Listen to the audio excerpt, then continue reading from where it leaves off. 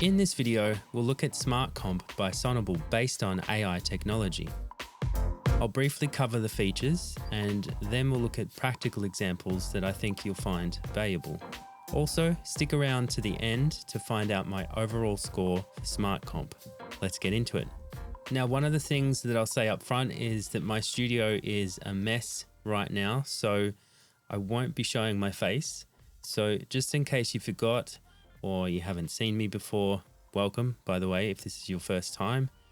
Please consider subscribing. Here's a quick reminder of what I look like.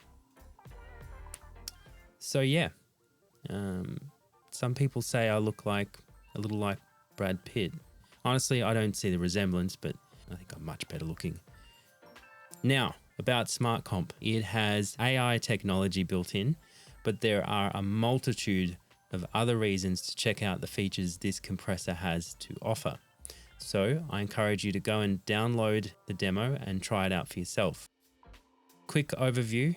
In the AI section, you select different presets for different instrument types, each having a different tonal focus that relates to the selected instrument. The standard setting is quite good and will cover most applications pretty well. To start the process of detecting, you click this button and it will wait for the signal. Click this button here to revert back to the AI learned values if you mess up the settings. Alrighty, so let's play this.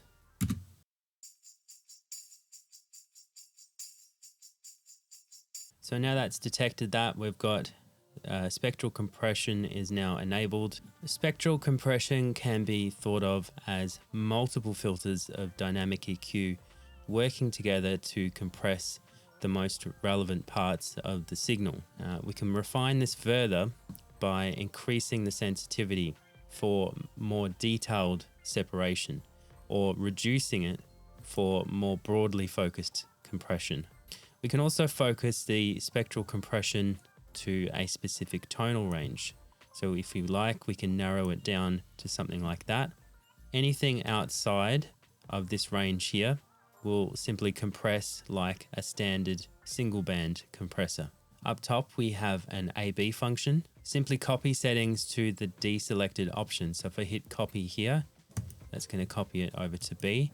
We can mess with B's settings by dragging around these or playing with that, and then we can go back to where we started and we can do an A/B comparison. You're free to experiment further, but always be able to go back and compare to what you had on A. We've also got undo and redo options in the top corner, plus the ability to save presets.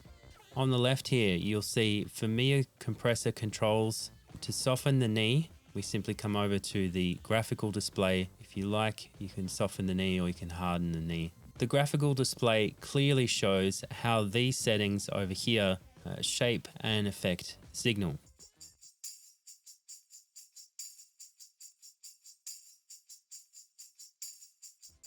So that orange trace at the top shows in real time the gain reduction that's happening. Also shown over here, just on the right side between the in and the out level metering. And we can see the specific gain reduction values as well, just down the side here. Above the graphical display, you can see there's a headphone icon, and you can click this to hear exactly what the compressor is taking from the signal.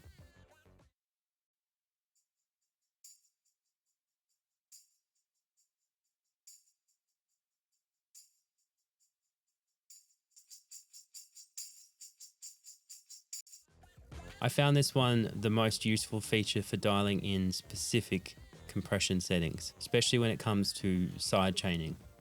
Down the bottom, we have bypass and reset. Pretty self-explanatory, as is the wet percentage here. So that's obviously the same as bypassing it, or you can have a blend between the dry and the wet signal. 50% would be parallel compression, but all contained within the one plugin. We can also control the in and the out levels, so we can drive the signal in harder if we want to, or we could back it off depending on how it's going into that. Next to that, we have auto makeup gain, which in my experience works best with the AI detected settings. I found I needed to turn it off when I started to tinker more with the settings to get a more accurate volume match between the before and after compression. We also have an additional built-in limiter as protection on the output, which you can turn on or off. Now down the bottom in the center, we've got sidechain ducking, which you can turn on. Just remember to feed a sidechain signal into that. From there, you need to teach the AI what that sidechain signal is. And here we've got another headphone icon, so we can listen directly to the sidechain signal. Smart Comp does the whole sidechain thing amazingly well, I have to say. So what it does is it analyzes both the sidechain signal and what you have the compressor on, and then it determines where the main signal is masking the sidechain signal, dynamically removing those frequencies to get it out of the way. And I'll show you examples of this a little bit later, but we saw this technology already in my smart reverb review, which is also made by Sonible. Basically, when you engage the clarity, the reverb gets out of the way of the dry signal. So that technology actually comes from this plugin. So worth noting that the GUI is resizable, which is nice as always, and there's a pop-out panel over here on the side to reveal more advanced settings. Here we have focus, which is essentially high and low pass filters for the sidechain. We can drag these to restrict what the compressor is listening to. So it's essentially high and low pass filters for the sidechain, whether you're feeding in an external sidechain or just using the internal one. This allows us to fine tune what the compressor hears and therefore what it reacts to. Sonible have given us another listen icon so we can hear what the compressor hears, and this is also reflected with a different trace below the signals. So I'll show you how this works in a moment. Finally, we have finer control over the attack and the release settings. So let me just extend that out. If I drag this up or down, we can actually change the shape of the compression, or we can drag this up or down. We can also hold over here, which simply adds an additional delay, and you can do this to the attack or the release times. Very easy to change, and obviously that gives you ultimate flexibility for fine-tuning the timing of the compressor. The release also has program times, so this all relates to the song tempo, which is obviously detected by the plugin at 70 BPM. I know some people like to time the compressor to be in time. Me personally, I don't actually find it that useful. I find I use a lot of fast release settings, so I don't typically need to dive into this, but obviously if you're into that. To the practical part, I've been working on a mix for an artist by the name of Brett Bone. This song is called The Man. It's recorded by Chase Clanton in Nashville, Tennessee. I thought this would serve as a really good example of how I'm using it in a real world mixing scenario. So in this example, the vocal feeds the sidechain for the compressor on the guitar master, which has all the guitars in it. And since guitars do overlap with vocals, I decided to have Smart Comp remove the conflicting frequencies. All right, let me play that for you. Have all my pictures on the wall. Know everybody I come across. And it's yes sir, no sir, I'm all good. Go and hold the door just like you should. And it don't cost much to make somebody's day. And it's yes ma'am, no ma'am, I just wait. Go and take a hand before it's too late. Cause some things in this life you don't get back. And some of these things you gotta understand if you wanna be the man.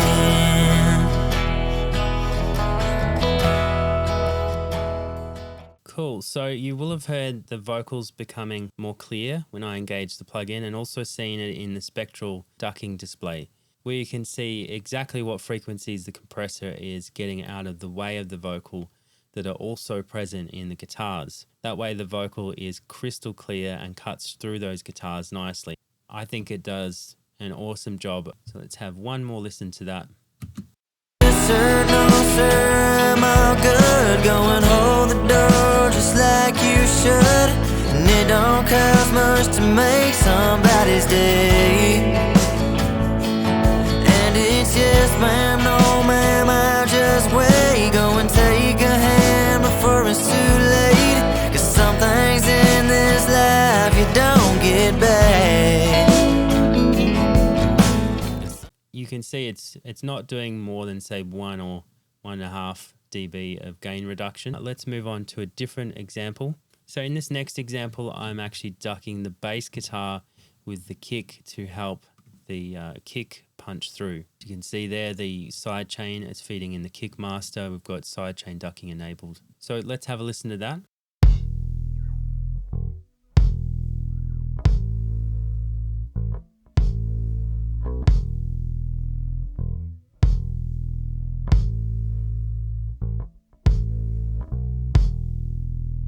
So you should be able to feel there that the kick is much more punchy. It might be a bit subtle, depending on what you're listening on.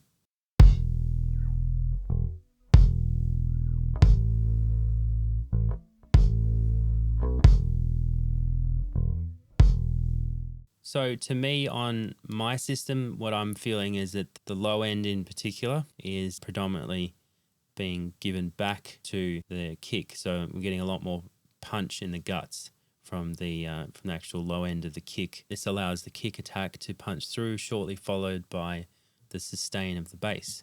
Now, those were the actual ways that I used it in this particular mix, but what if we throw a hypothetical example in there? What if I wanted to add more sustain to this electric rhythm guitar? Typically that means setting the compressor in a way to knock down only the peaks. Let's try out the AI setting for this. So we'll go over, we'll select guitar. What I'll do is I'll give you a listen to it first.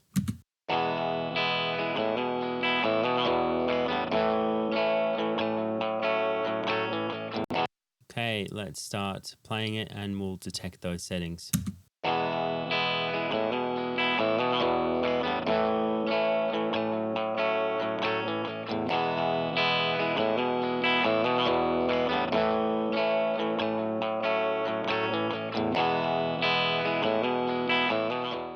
It's pretty good, but it's not quite what I was going for.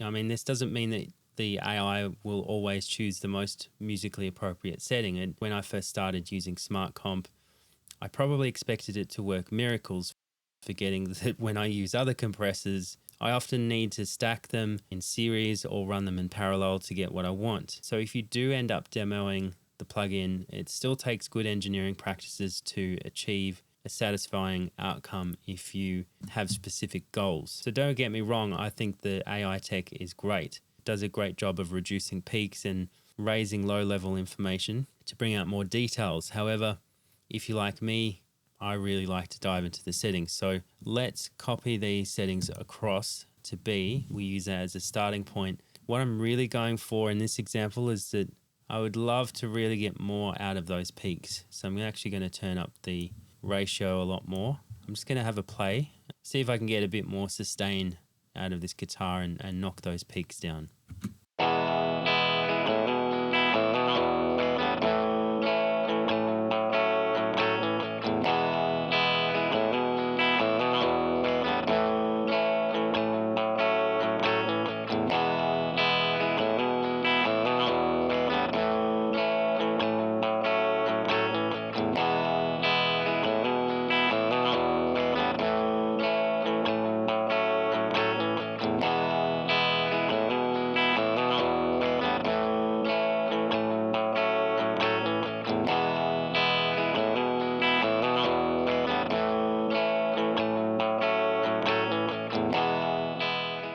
Let's do a comparison.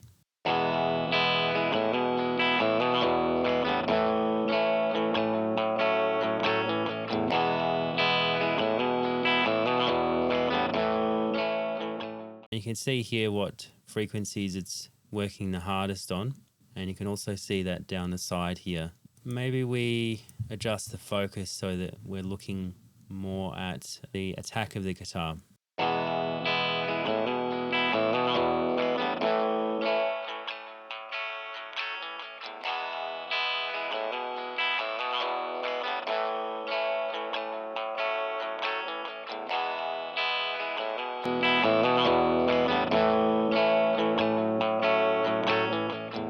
You can see in these traces here, the bottom line is actually what the detected settings are by the compressor. So we might actually have to lower the threshold to meet that.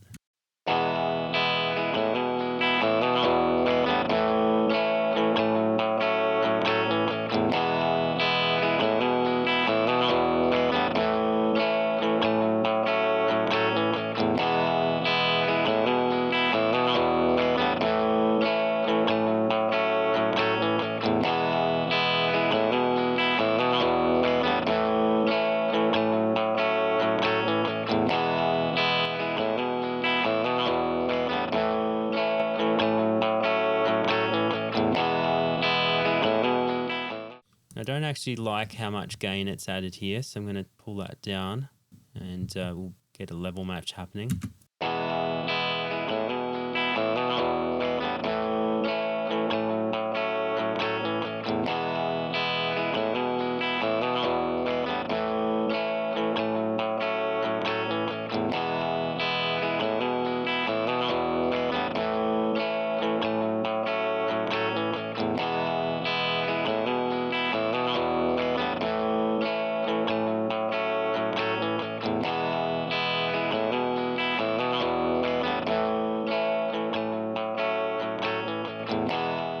So we've definitely achieved our goal there, I think, getting a bit more sustain. Let's have one last comparison between the detected settings and the settings that we've come up with.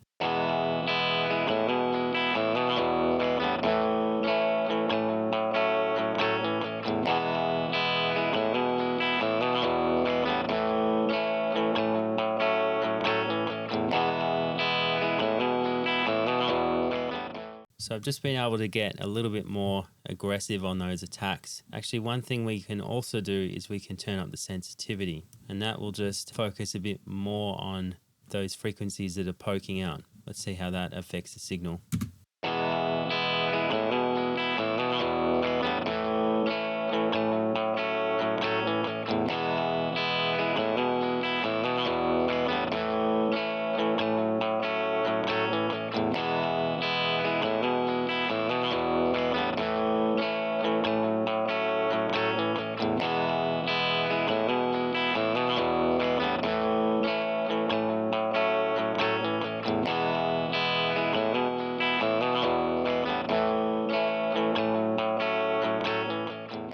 So hopefully you can hear all those nuances and how it's changing the envelope of the compression on that guitar.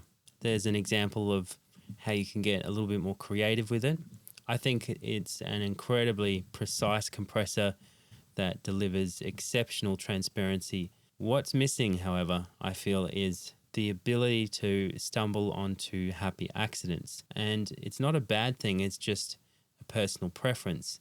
I like happy accidents that result in surprising sounds, and I like compressors that have a lot more character. I wish they'd given us, say, the option to add odd or even harmonics just to get a different tonal palette for the compressor. To be able to adjust the balance of those, that would be really cool. Obviously, I'm probably asking too much. I'm not a plugin developer, but all that said, when you do start fine-tuning the detected settings or creating your own, this listen icon is great for hearing what is getting taken away.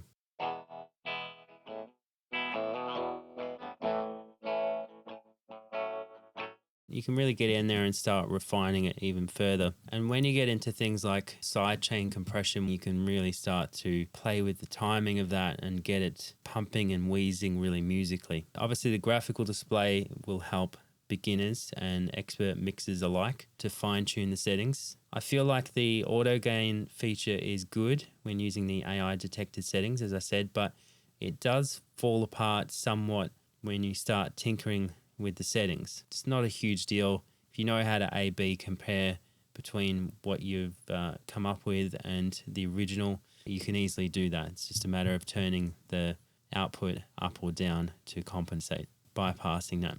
Now, on the bypass thing, I wish they had placed that somewhere differently, because when I typically A/B something, I want it as close as possible to what I'm adjusting so I can quickly adjust it, turn it off, bypass the plugin, and then get back to business to adjusting that again. I don't want to be zipping across from here to here. Once again, it's not a big deal. If you like, you can A/B it that way. You can bypass. I wish they'd placed that a bit differently. What about aliasing? Like most dynamic processes, Plugin Doctor reveals some aliasing with Smart Comp when compressing, which could be remedied by using a host plugin, like I showed in my other video, hosting it as a VST in Meta plugin. Perhaps we'll see oversampling in a future version of Smart Comp.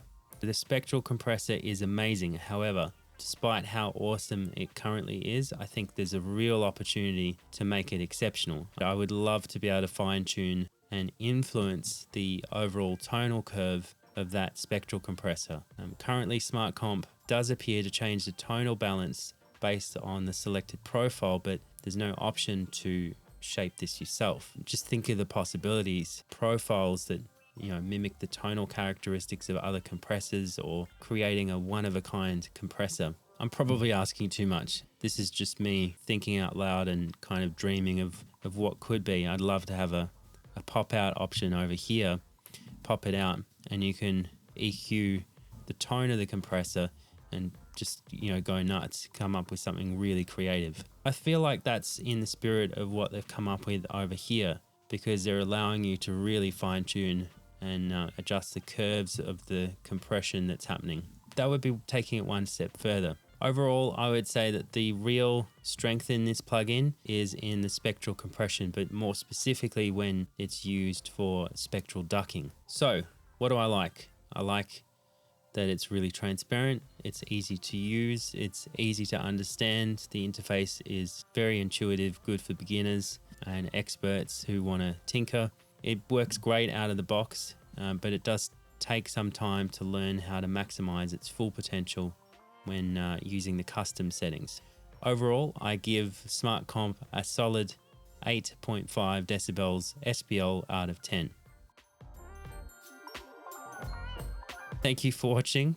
Please subscribe, and if you enjoyed that, please consider checking out this compression playlist I put together for you, or perhaps you'd like to check out the review I did for Smart Reverb. Happy mixing.